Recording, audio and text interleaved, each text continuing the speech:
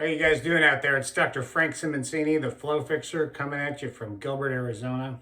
On my way to the gym, I was just contemplating some thoughts again, and I'm going to get back on my soapbox today. Just curious, the incidence of breast cancer is 1 out of 8 women. The incidence of prostate cancer is 1 out of 8 men. Very similar, right? So, and rightfully so, I'm not downplaying the treatment for breast cancer whatsoever. But the treatment, one of the big treatments for breast cancer is mastectomy or double mastectomy and breast reconstruction.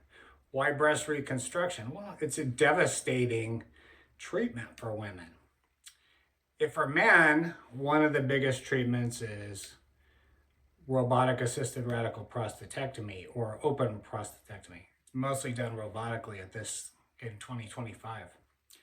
But nonetheless, what kind of problems do we get? Well, erectile dysfunction, penile shortening, loss of penile girth, incontinence, and why is there no reconstructive treatment for men as part of the treatment for prostate cancer? That's my question.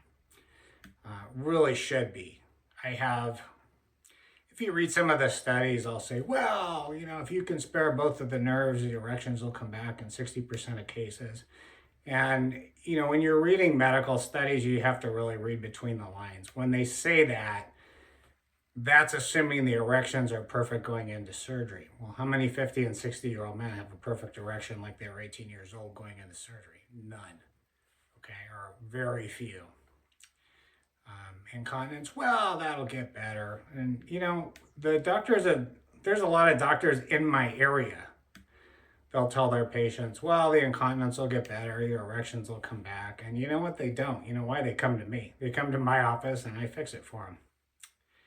Anyways, I think for prostate cancer treatment, radical prostatectomy is a great procedure for cancer control.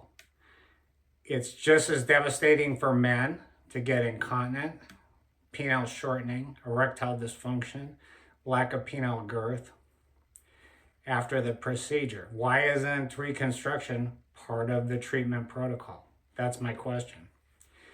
I'm a center of excellence for penile implants. Again, that's not why I'm doing the video. I'm a center of excellence for the Coloplast Titan penile implant. I do a lot of artificial sphincters for urinary incontinence post-prostatectomy. I think the way I've always treated prostate cancer, I want to get rid of the cancer first, but then I want to get your quality of life back to where it was. And that's what I've always done my entire career. I'm going on my 30th year this year. That's what I think the treatment protocol should be for prostate cancer. Get rid of the cancer, absolutely.